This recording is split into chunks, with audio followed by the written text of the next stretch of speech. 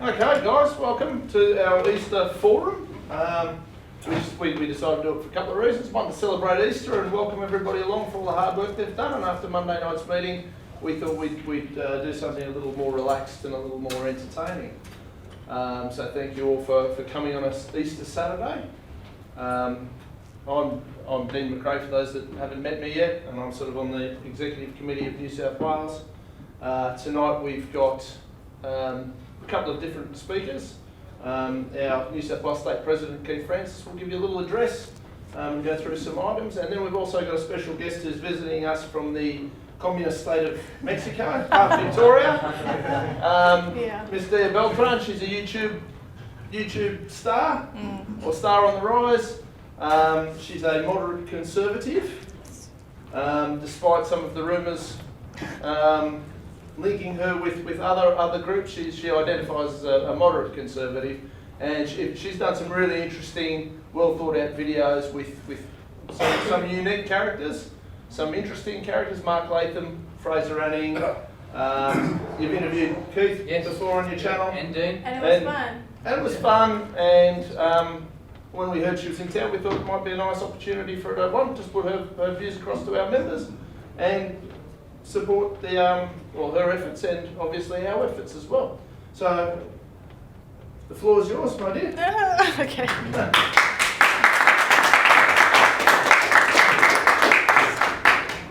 I just take that? I've got to just use a big girl voice. Okay. Alright. I just want to sit down. So I've written something called What Has Australia Become? Alright, so when you think about Australian culture, what comes to mind? Compelled speech, political correctness, and taking offence at everything? Censoring speech and hurt feelings?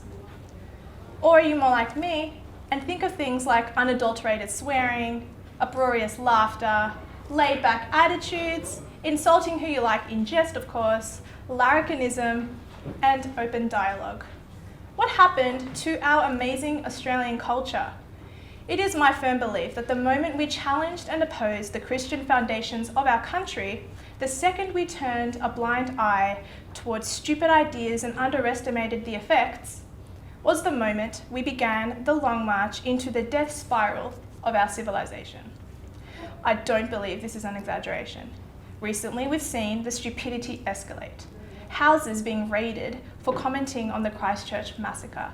Websites like BitChute, 4chan, and Wikifarms blocked. People who are proud of their Aussie heritage and culture demonised. You do not need to be a Christian to recognise the benefit from the Christian values that make Western society free, happy, and lawful. There are multiple references to the Christian heritage in many of our practices and writings. Did you know that in Parliament today, it is customary to begin every session with the Lord's Prayer? There's also the long-time tradition of swearing on a Bible before going to trial. And it even states right there in our Australian preamble, the people, humbly relying on the blessing of Almighty God, have agreed to unite. What concerns me is that we're so willing to throw away a system that has worked for us since January 1st, 1901. We douse it in cultural Marxism and light it ablaze. I fear the more we chip away at Australia's Christian heritage, the faster we rush headlong into the hedonistic maze of self-destruction. We'll find ourselves lost with no way out. The origins of cultural Marxism began as classical Marxism, which was a battle between the bourgeoisie versus the proletariat, upper class versus the common working man. Cultural Marxism, the system that is seeping through today, operates on a slightly different understanding. It suggests that people are all the same, and any disparity between races is the result of systemic oppression. It aims to help the victims of this oppression, the oppressor versus the oppressed. The left defines victims as any minority: Black, Native, Hispanic, LGBTQ+, or Muslim. Anything as long as you are a non-white or Christian. So if you meet this criteria according to their skewed perception, congratulations, you are oppressed. How does one remedy this horrible oppression? How does one assist the victims? This is done by promoting the opposite. If you are cisgendered and heterosexual, then the solution is to encourage other sexualities and transgenderism, thereby permitting these fringe groups to dictate the laws of our land in accordance to their collectivist thinking based solely on immutable characteristics. According to cultural Marxism, if Christianity is the oppressor, then Islam by default must be the oppressed. If you are born with the terrible misfortune of being white, then the solution is to date interracially and produce non-white children, or at the very least encourage racial diversity, a word that is a derivative of division. In an attempt to be progressive and modern, we are actually being regressive and less tolerant. It is extraordinary to note that social policy and immigration changed between 1960 to 1970 at the behest of government. The elites never took into consideration what the people wanted. There was never a referendum for the Australian people of that time to vote on what they wanted. It was imposed upon us, thrust upon us against our will. These are the things a modern Australian is fighting against, and the bubble that most citizens live in. Rampant apathy and complacency is why we are witnessing such a dramatic shift in the cultural and legal landscape of our country. The apathy of the everyday citizen is another contributing factor to the moral decline of our civilization, and as a result, the vocal minority is winning. The so-called oppressed are winning. Most Australians notice that political correctness has risen to insane levels, but it's nearly impossible to convince them that we're rapidly progressing toward cultural Marxism, an agenda which will destroy our future and our very freedoms. If the average citizen became a little more aware of what was happening around them and what kind of country was going to exist for their own children, we might be able to return to the Australia of old. But it seems to be only a fantasy that normal, hard-working Australians would rise up and take a stand. And it's easy to point fingers. It's easy to blame the left or the bourgeoisie for our problems. It's easy to call out the rich and the media for their role, but it is us who have allowed these small changes to occur. It is us who are to blame as we yield to their ever-changing moronic standards. It is us who have marched blindfolded into topsy-turvy land.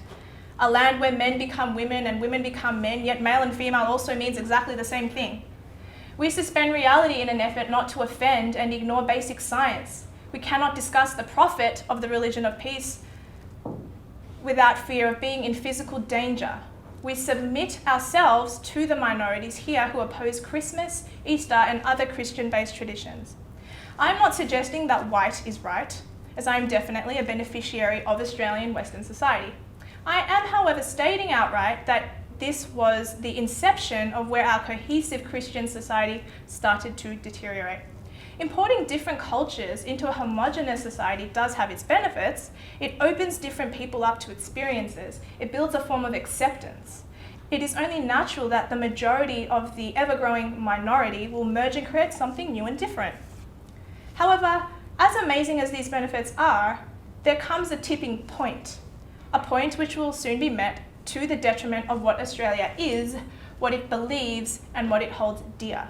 I am Australian, and it thrills me to say so.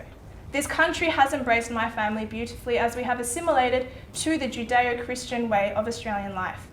We have not demanded that you meet our requirements. We have adopted your language and your social day-to-day protocols. The Australia of old may never be again, and this is a reality.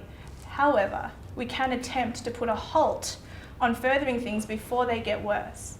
The native Australian population at large should have a say in the current state of Marxism that has injected itself into our education system via safe schools, into our government via feminism, and into our media via propagating transgenderism among our children.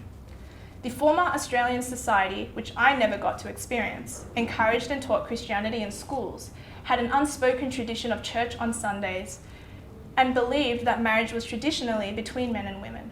Today, we live in a time where left is right and right is left. Green is purple and purple is green. We have lost all common sense and continue to adhere to the leftist ideology. If nothing changes, if we do not stand up and make our voices heard, this is what Australia will continue to become. And with that, I ask you, Are you willing to stand up and fight for your culture and your way of life? Yeah.